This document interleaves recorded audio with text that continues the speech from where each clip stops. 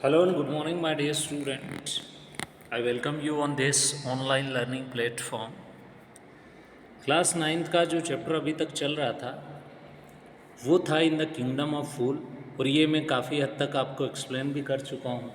बावजूद इसके मैं आपको थोड़ा इसकी ब्रीफिंग दे देता हूँ कि एक्चुअली में क्या खास है इस चैप्टर के अंदर। It is believe that fools are so dangerous. ये विश्वास देखा जाता है, ऐसा माना जाता है कि जो बेवकूफ़ लोग होते हैं वो बड़े भयानक होते हैं। दुनिया को सबसे ज़्यादा खतरा जो है बेवकूफ़ लोगों से ही है। That only wise people can manage them who are in the fool in the story के अंदर कौन फूल है, व्हाट हैपन टू देम, उनके साथ क्या हुआ, ये दोनों ही चीज़ें ध्यान रखनी है आपको। In the kingdom of fool both the kings and ministers were idiot. ये कहा जाता है कि किंगडम ऑफ फूल में मिनिस्टर्स और राजा दोनों इडियट थे।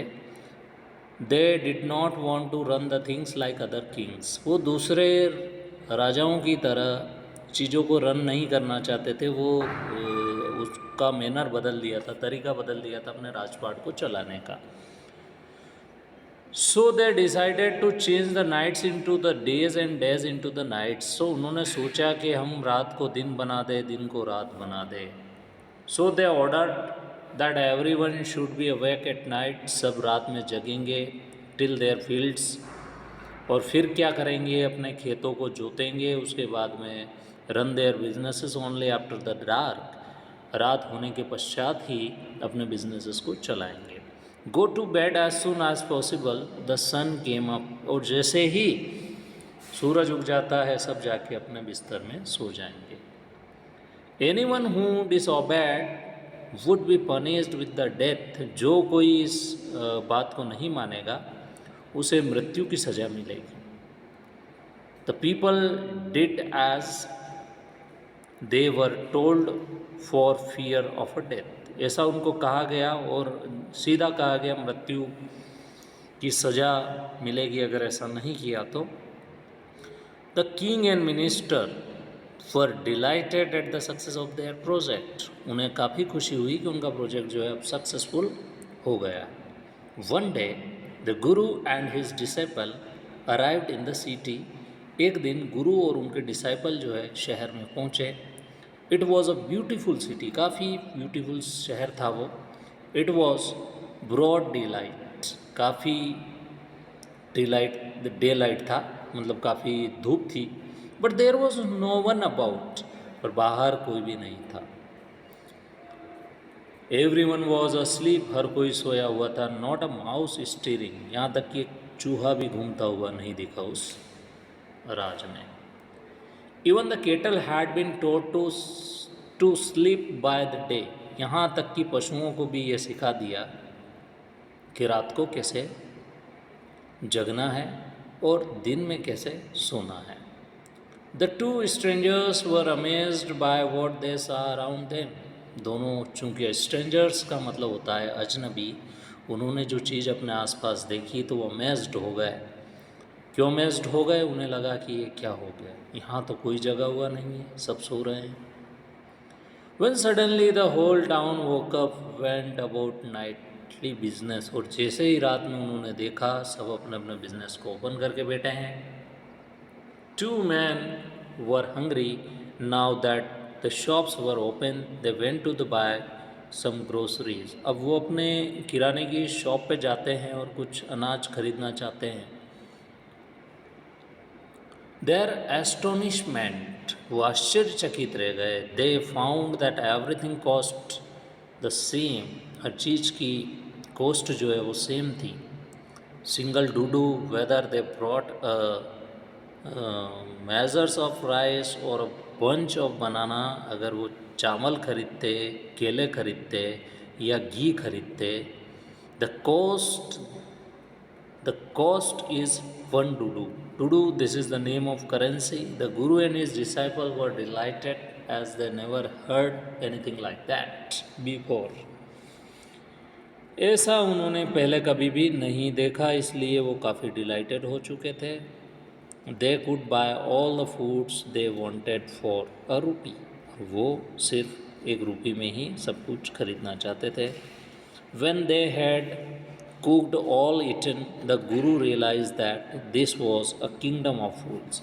और जब उन्होंने खाया पकाकर तब उसके गुरु को लगा कि वाकई बेवकूफ़ लोगों का राजपाट है यहाँ, और यहाँ जो है कुछ भी करना असंभव है, इसलिए यहाँ से जल्दी चले जाना चाहिए। It would not be a good for the idea of them to stay there. यहाँ रुकना खतरों से खाली नहीं है। There is no place for us, let's go, चलो यहाँ से चलते हैं। He said to his disciple, उसके डिसाइपल से कहा कि चलो यहाँ से चलते हैं। But the disciple did not want to leave this place. Disciple कभी भी नहीं चाहता है कि इस जगह को छोड़ के कहीं जाएं। Everything was cheap here, all he wanted was good. हर चीज़ बड़ी सस्ती थी यहाँ पर। चीप फूड, सस्ता खाना। तो गुरु सेड, गुरु ने कहा दे ऑल आर फूल्स, ये सारे लोग जो कौन हैं, बेवकूफ़ हैं। This won't last very long, ये ज़्यादा समय तक चलने वाला नहीं है। And you can tell what they will do to you next.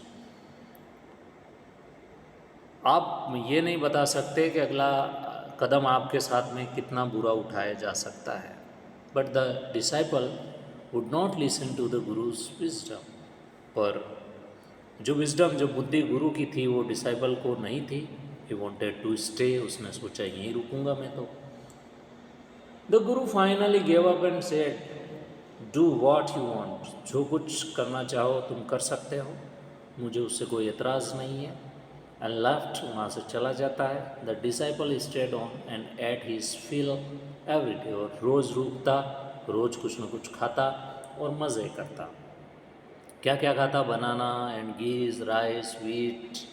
Guru fat like a street side sacred bull, जो रोड साइड पर चलने वाले सांड होते हैं उसके समान जो है मोटा हो चुका था वो खाते खाते। One bright day a thief broke into a rich merchant house. एक दिन क्या हुआ, एक घटना घटित हुई उस राज्य में। एक अमीर व्यापारी था, उसके घर में एक चोर चला जाता है। He had made a hole in the wall and sneaked as he was carrying out his loot. The wall of the old house collapsed on his head, दीवार उसके सर पे गिर जाती है। And killed him on the spot, और उसको spot पे ही मरना पड़ता है, मर जाता है वो स्पॉट पे ही। His brother ran to the kings and complaint, your highness, when my brother was pursuing his ancient trade, वो मेरा भाई जो है बिजनेस करने के लिए व्यापारी से मिलने के लिए गया था। A wall fell on him, उसके ऊपर दीवार गिर गई, जबकि ये सच्चाई नहीं है। वो बिजनेस करने नहीं गया था, चोरी करने के लिए गया था। Merchant is to blame, merchant को दोषी ठहराया जाना चाहिए। He should have built a good and strong wall, उसको क्या बनाना था? मजबूत दीवार बनानी थी। You must punish the wrongdoers, आपको ज़रूर पनिश करना चाहिए महाराज, जिसने गलत किया है उसको पनिश करना चाहिए। And compensate the family for this injustice, और इस इनजस्टिस के लिए परिवार को क्या करना चाहिए? कंपेंसेट करना चाहिए। The king said justice will be done, राजा ने कहा न्याय होगा। डू नॉट वरी, चिंता मत करो। At once summon the owner of the house, और किसको? घर के उस मालिक को क्या मिला? समन मिला। घर के मालिक को जो है वो कोर्ट में उपस्थित होने का ऑर्डर मिला। समन का मतलब होता है legal notice which is given by the court of any state. किसी को समन देना मतलब सूचना देके उसे बुला लेना, कोर्ट में उपस्थिति का ऑर्डर जारी कर देना, ये समन होता है। तो ये बहुत ही गज़ब का लेसन है, आप इसे पूरा पढ़ेंगे जब तो आपको समझ में आएगा।